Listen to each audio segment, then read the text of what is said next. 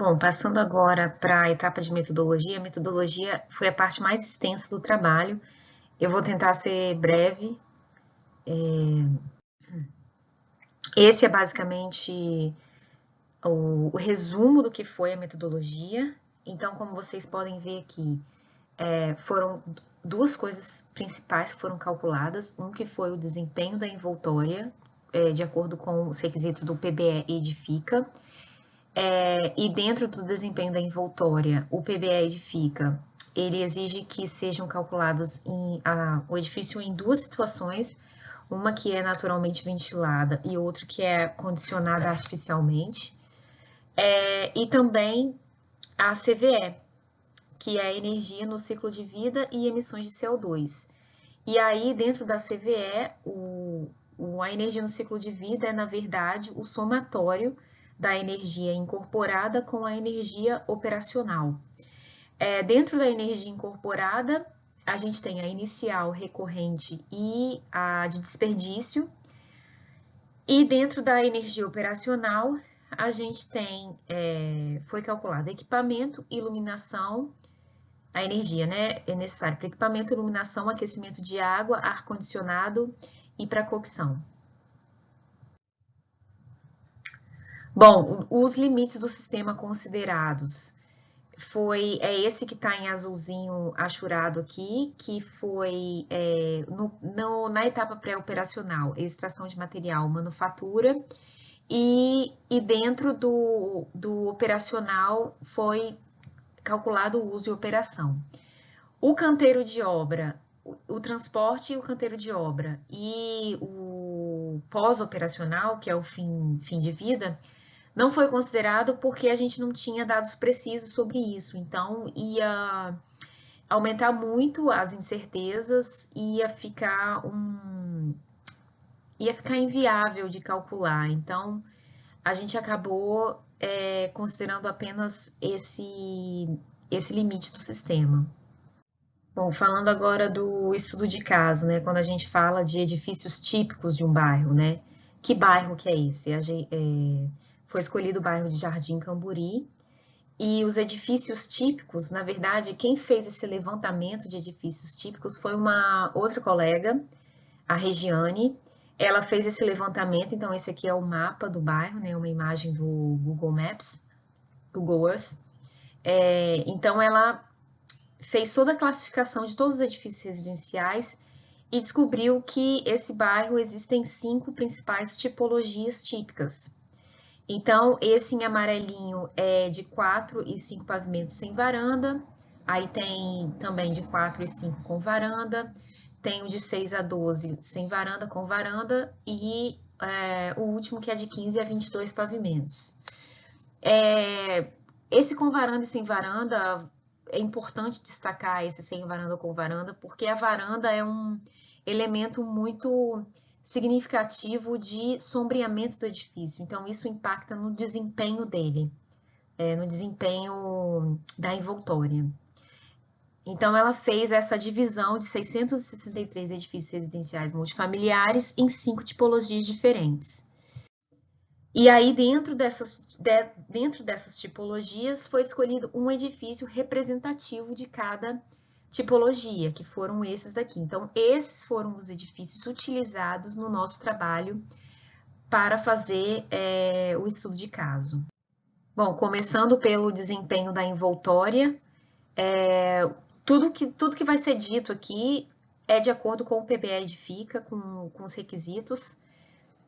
Como foi dito, eu escolhi o método de simulação, e aí eles exigem que se use, não é uma exigência, mas eles não falam exatamente que você deve utilizar o Energy Plus, mas todos os requisitos que tem ali referem-se a Energy Plus. Então eles falam, Energy Plus ou similar. No final das contas, eu acabei utilizando o Energy Plus e utilizei um plugin do SketchUp para fazer o modelo 3D. E aí eu calculei na situação naturalmente ventilada e condicionada artificialmente. Na naturalmente ventilada, a gente calcula o graus horas de resfriamento e no condicionado artificialmente o consumo relativo de ar-condicionado. Então, esse é o modelo energético dos edifícios. Aqui é a tipologia 1, 2 e 3. E aqui é a tipologia 4 e 5. Então, utilizou-se também uma metodologia, porque o PBE Edifica, ele exige que você faça do primeiro pavimento, do pavimento intermediário e do último pavimento. Então, foi feita essa modelagem, modelou-se também os pavimentos adjacentes. E aqui é o que ele diz do que é o graus horas de resfriamento. Então, o graus horas de resfriamento é a temperatura operativa. A temperatura operativa, ela considera tanto a temperatura do ar no ambiente quanto a temperatura radiante média. Então, considera também a radiação solar. Menos 26 graus. E esses 26 graus, eles consideram como se fosse uma temperatura que acima de 26 necessite de ar-condicionado ou está desconfortável. Então, a temperatura operativa, graus horas de resfriamento, eu vou, durante o ano inteiro, hora por hora, eu vou analisar as temperaturas hora por hora, e o que ultrapassar 26 graus, eu vou fazendo esse somatório. E aí, esse somatório, se esse somatório for menor do que 1847,6, a eficiência dele é A. Né? Se for entre esse e esse, então assim por diante. Né? Se for entre esses valores, vai ser B, se for esses valores, C. A mesma coisa o consumo relativo. O consumo relativo de ar-condicionado é por quilowatt-hora por metro quadrado vezes ano. Também o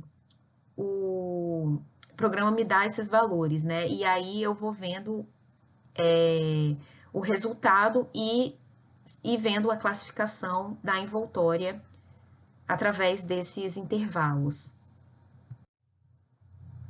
Bom, esse aqui, assim, depois que foi calculado todo o desempenho da envoltória, a gente começou a calcular a energia incorporada. Como que se calculou a energia incorporada? A gente fez a modelagem de todos os edifícios Essas aqui são as fórmulas, né? Então, a gente modelou os edifícios no ArchiCAD para descobrir o volume de material. Então, a gente modelou de acordo com, considerando todos os materiais, porque no final, o ArchiCAD ele me dá a lista de materiais e os quantitativos. Então, a gente achou que dessa forma seria mais fácil de conseguir essa relação de materiais, né? E aí também a gente definiu a vida útil do edifício, que foi de 50 anos, e também o fator de perda no canteiro de obras. Então, a gente conseguiu calcular a energia incorporada inicial, a recorrente, que é aquela que você necessita para repor os materiais, né, durante a operação. E para isso a gente precisa da vida útil, não só do edifício, quanto também dos materiais. E aqui o fator de perda desses materiais no canteiro de obra e também na hora de fazer a manutenção. Esse aqui é uma tabela com os principais materiais. Aqui não estão todos os materiais, né, mas os principais materiais e todas as características consideradas, né? Todos esses fatores, né? O fator de reposição, o fator de perda, a vida útil. E com relação agora à energia operacional, a gente separou a energia operacional em equipamentos, iluminação, aquecimento de água, ar-condicionado e cocção. A iluminação e o ar-condicionado foram diretos do programa Energy Plus, né? Agora, o restante, que é o equipamento, aquecimento de água e cocção, a gente precisou fazer alguns cálculos a mais, né? A gente precisou assumir alguns valores e alguns resultados baseados em estudos já feitos sobre isso. Além disso, como eu falei, a gente, quando eu faço esses cálculos de energia operacional, eu acho, na verdade, a fonte secundária de energia. E como eu falei antes, eu preciso, na verdade, voltar, eu preciso achar a fonte primária, porque a fonte secundária não está incluída as perdas, não está incluída o desperdício, né? Então, para eu voltar, para eu achar a fonte secundária, eu multipliquei os valores de energia por índices multiplicadores. Então, são dois índices diferentes, né? Tanto para a eletricidade quanto para gás natural. Então, tem o índice multiplicador para energia primária e o índice de produção de CO2 por megajoule. Aqui eu tive que dividir a energia operacional em mínimo, médio e máximo. E também assumir, né, uma quantidade de pessoas por unidade habitacional. Isso tudo foi baseado em índices, em estudos e em pesquisas de âmbito nacional. Com relação aos equipamentos, também eu não tirei esses equipamentos da cartola, isso foi realmente a pesquisa, como se fosse o censo, né, é o Procelinfo que chama, então é como se fosse o mapeamento do consumo energético do Brasil, e eu tentei transferir esse mapeamento para os meus edifícios, né, e para o bairro, especificamente de Jardim Camburi. Então, eu cheguei nesses equipamentos, a potência, os dias estimados e aqui o consumo mínimo, médio e máximo. Com relação ao aquecimento de água também, a mesma metodologia de assumir valores baseados nessas pesquisas do Procelinfo. E com relação à cocção, a gente pegou um dado de consumo residencial de energia para a cocção, isso é um dado do Brasil, e como lá a gente só usa o gás liquefeito de petróleo, o gás de cozinha, né, no caso, a gente fez uma estimativa e chegou no valor por habitante. E aí transferiu esse valor para os nossos edifícios. Bom, enfim, depois de ter calculado a energia incorporada e a energia operacional, a gente calculou então, fazendo o somatório dos dois, a gente calcula então a energia no ciclo de vida.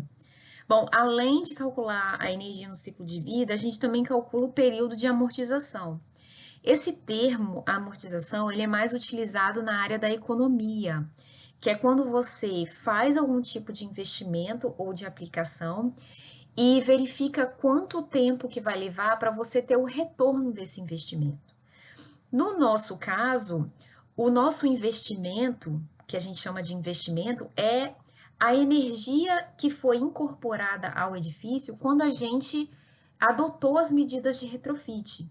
Então, quando a gente aplica alguma medida de retrofit, que eu vou mostrar para vocês o que foi, por exemplo, quando a gente aplica uma fachada ventilada, a gente está agregando material a esse edifício, ou seja, a gente está aumentando a energia incorporada dele, mas ao mesmo tempo, o quanto que essa energia incorporada vai me trazer economias na minha energia operacional.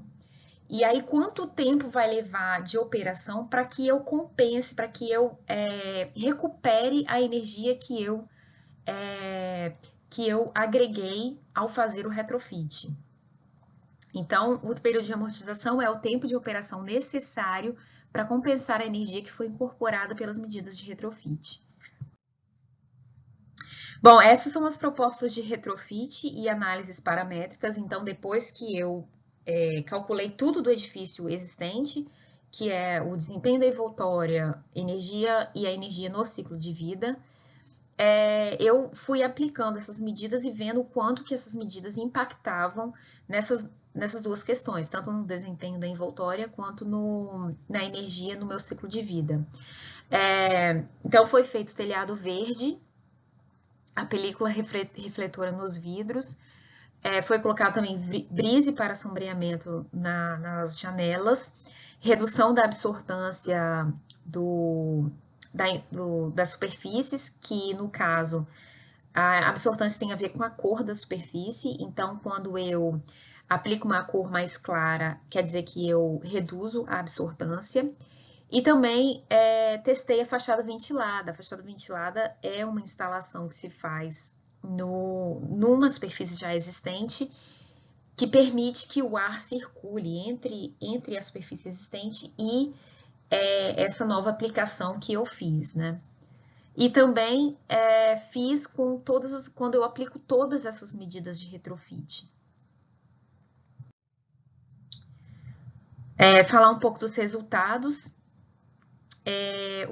Os resultados que eu vou trazer aqui é de um edifício só, porque se eu fosse falar de todos os edifícios, eu ia ficar aqui, enfim, essa apresentação ia durar umas 5 horas.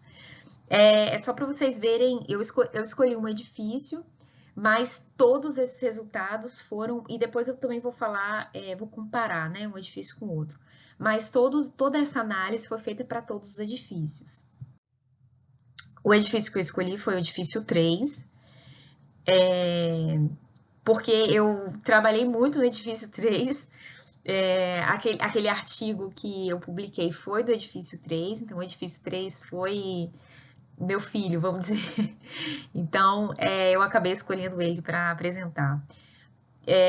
Então, aqui temos o resultado do desempenho da envoltória. Lembrando que o naturalmente ventilada, a análise é feita para os quartos e para a sala, diferente do condicionado artificialmente, que é somente feito nos quartos. Então, aqui, como a gente pode ver, a maioria dos ambientes é B e C, e tem uma situação aqui de uma determinada unidade que chegou até o nível D, né, de desempenho, que é o nível pior, né?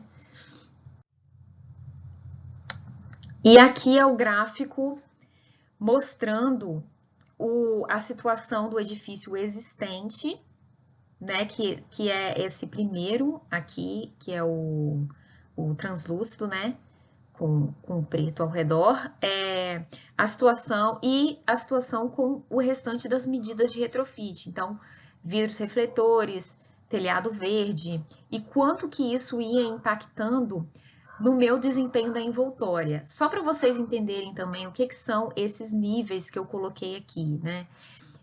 Então, esse nível verde mais escuro para baixo significa nível A. Entre esse verde escuro e o verde mais claro, esse é o meu nível B. Então, quando eu tenho os resultados nesse intervalo, significa que aqui é B. E assim sucessivamente, né? Aqui no amarelo até esse verde mais claro é o nível C, do laranja até o amarelo é o nível D. Então, no edifício existente, como vocês viram, alguns ambientes chegaram até o nível D, mas à medida que eu fui aplicando as medidas de retrofit, principalmente quando eu aplico todas as medidas, todos os ambientes conseguiram chegar até o nível A de desempenho da envoltória.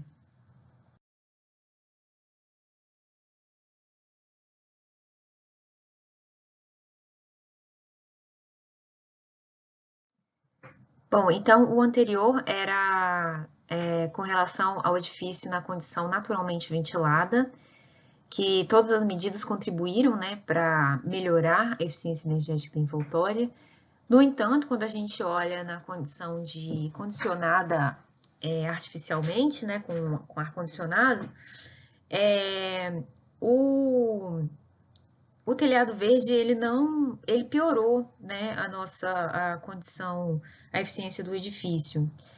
E um dos motivos é que com o telhado verde a gente aumenta a capacidade térmica do telhado, né? E isso não aumentar a capacidade térmica só é interessante nos nos climas em que a diferença de temperatura entre o dia e noite é muito diferente e a gente quer amortizar essa diferença, né? No caso de Vitória, a temperatura é muito, a condição térmica durante o dia e a noite é muito similar, então se eu aumento a capacidade térmica, a, o, o telhado ele acaba acumulando a energia térmica do dia durante a noite. Então isso não funciona no nosso clima, né? Então por isso que o telhado verde não funcionou nesse caso, no caso de Vitória. Pode ser que funcione em outras temperaturas, né? Em outros climas. Bom, com relação à energia e carbonos incorporados, foi feito toda a lista de materiais, calculado toda a energia e carbono incorporado. Então, no caso desse edifício 3, chegou-se a esse valor de energia incorporada de 6,6 gigajoules por metro quadrado e de carbono incorporado de 453,15 quilogramas de carbono por metro quadrado. A gente também fez esse gráfico, né, para saber primeiro a representatividade de cada material e o quanto que é incorporado, o quanto que é recorrente e o quanto que é devido ao desperdício. E aí depois a gente colocou as medidas de retrofit e percebeu o quanto de incorporado estava acrescentando, né? O quanto de energia incorporada acrescenta em cada medida. E aí a gente nota que a fachada ventilada, tanto a fachada ventilada quanto o telhado verde, eles incorporam, eles acrescentam muito de energia e carbono incorporados, né? Mais do que as outras medidas. E o telhado verde, apesar de concentrar o material apenas na cobertura, né, o material de impermeabilização possui um elevado valor unitário de energia e carbono incorporado, né, além de necessitar de muita manutenção ao longo do ciclo de vida do edifício. Então, é mais um ponto negativo aí para o telhado verde, né, que além de não contribuir muito com o desempenho da envoltória, ainda tem um alto valor de energia incorporada. E aqui, com relação à energia operacional, a mesma coisa, né? Grande parte é por equipamento, mas aqui a gente também, representando mais ou menos mesma porcentagem, né, de cocção e aquecimento de água, ar-condicionado e iluminação, com 10%. E chegando num valor aqui de 17 gigajoules por metro quadrado de energia operacional. E aqui também o quanto, à medida que foi incluído as medidas de retrofit, o quanto que essa energia operacional era abatida do total do edifício existente, né? E aí a gente nota que o telhado verde realmente houve um pequeno acréscimo na energia operacional, enquanto que os outros a gente consegue ver uma redução mais significativa, né? Principalmente da fachada ventilada. E aqui é quando a gente calcula a energia no ciclo de vida, né? E como a gente pode ver aqui, o total ficou de energia 23,6 gigajoules por metro quadrado e o carbono aqui quase 970 quilos de carbono por metro quadrado.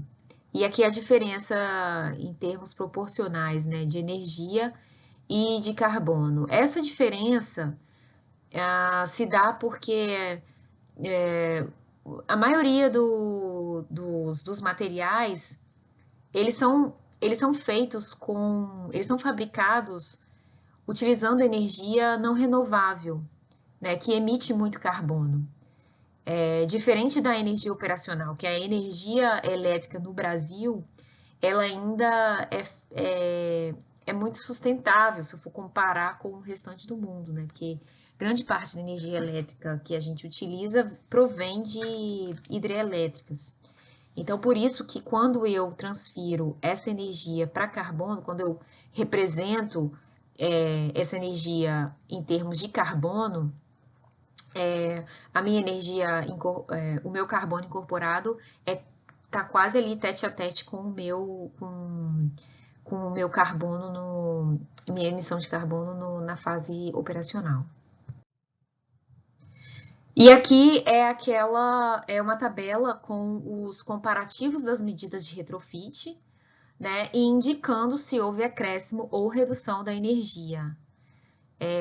As medidas que apresentaram um menor período de amortização foi a redução da absortância e a instalação de fachada ventilada. Então, essas setinhas, quando é para cima, significa que aumentou, que houve acréscimo. No caso aqui, todas as medidas de retrofit, houve acréscimo da energia incorporada. Quase todas as medidas de retrofit houve o decréscimo, né? Houve a redução da energia operacional, exceto pelo telhado verde.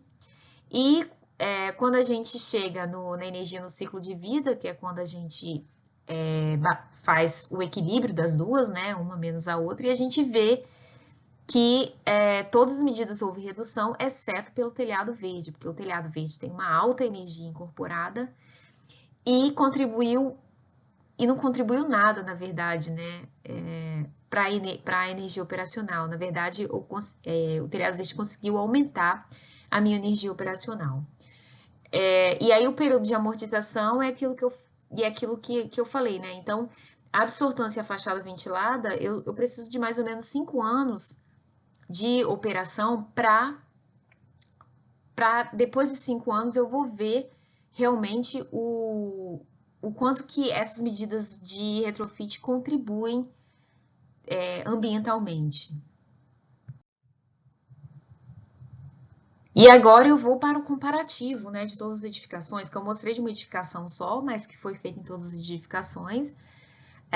Então, os edifícios 4 e 5, eles apresentaram maior valor de energia incorporada. Enfim, esse aqui é um gráfico interessante quando a gente compara todos os edifícios, né? Qual que teve uma maior energia no ciclo de vida, qual que teve uma maior energia incorporada, enfim. E aqui comparando o período de amortização de todas as medidas de retrofit, né? Algumas medidas não foram vantajosas, porque tiveram um período de amortização muito grande. Por exemplo, o edifício 1, a fachada ventilada no edifício 1 teve um período de amortização muito grande, então não é vantajoso que você aplique. É a mesma coisa que todas as medidas no edifício 2 também. O ideal é que você escolha uma ou outra, ao invés de aplicar todas as medidas de retrofit. Enfim, então aqui é um bom gráfico para ver, ok, qual medida que vale a pena de ser aplicado para que eu tenha um retorno mais rápido desse meu investimento, vamos dizer, investimento em termos de energia incorporada, né? Bom, chegando finalmente nas conclusões, as conclusões elas foram separadas, foram tiradas várias conclusões, foram separadas em diversos tópicos. Então, de caráter geral, né, foi feita uma análise de como que o Energy Plus funcionou e como que essa etiquetagem, juntamente com a CVE, ela possibilitou uma análise sistêmica do edifício. Com relação ao desempenho da envoltória, também a importância da localização do edifício em relação ao sol. Então, os ambientes ou as unidades habitacionais localizadas a oeste, eles tinham um desempenho da envoltória muito inferior ao restante das unidades habitacionais. E também com relação ao pavimento, né, que a gente comparou o primeiro com o pavimento intermediário e o último, né? E o desempenho da envoltória diminui à medida que se elevam os pavimentos. Isso também foi verificado com a Regiane, porque eu fiz por simulação e quando ela fez por outro método, método prescritivo. Então, ela também verificou isso. As medidas mais eficazes foi a redução da absortância, ou seja, você considerar as superfícies mais claras da envoltória e também a fachada ventilada. E o telhado verde, ele melhorou o desempenho no último pavimento dos edifícios horizontais, ou seja, do edifício que são mais horizontalizados, que são o edifício 1 e 2. Né? O restante dos edifícios, que são edifícios mais verticais, ele não foi vantajoso. E todos os ambientes eles atingiram nível A de desempenho após a implementação de todas as medidas de retrofit. Né? Com relação à energia incorporada, esses foram os valores médios. Esses foram os valores médios que a gente calculou, né? E esses valores eles são considerados elevados quando comparados com referências internacionais. Porém, seguiu o mesmo padrão das pesquisas brasileiras. E o telhado verde e a fachada ventilada são as medidas que mais impactaram na energia incorporada. Com relação à energia operacional, esses são os valores médios. Né? Eles são, quando a gente compara com estudos internacionais, eles são inferiores, exatamente porque nas nossas residências a cultura não é de se utilizar ar-condicionado, não tem um sistema central de condicionamento de ar, diferente dos países de clima temperado, né, que o clima é muito frio durante o inverno, então você precisa de ter um aquecimento mais rigoroso e com isso o consumo de energia é muito mais alto. Enfim.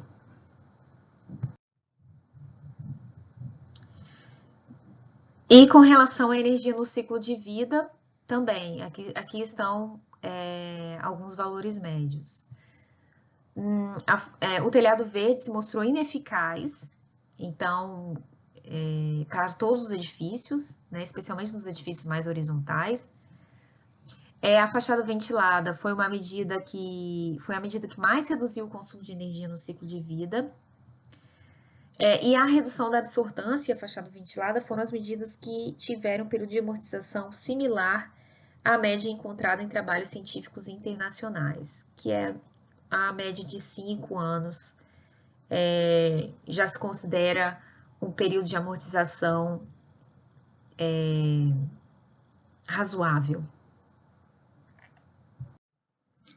Bom, como é de praxe, né, a gente deixa algumas propostas para futuras pesquisas. Então, fica aí a dica para quem está buscando um gap, né, para quem está buscando algum tópico para discutir no mestrado. Né? Uma das recomendações é que essa metodologia também seja aplicada a edifícios comerciais e públicos, e uma colega, inclusive, fez em edifícios escolares. E também, aqui a gente analisou a questão ambiental, né? Mas que também toda essa metodologia poderia ser aplicada no âmbito financeiro. Então, o custo, será que vale a pena você implantar essas medidas de retrofit? Quanto de retorno você teria por economizar energia, né, durante a operação? Bom, então é isso.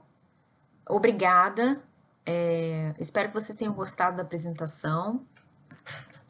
De novo, eu deixo aqui os meus contatos. Se vocês tiverem alguma dúvida com relação a algum resultado, alguma coisa que eu falei, se vocês querem que eu explique um pouco melhor alguns dos conceitos.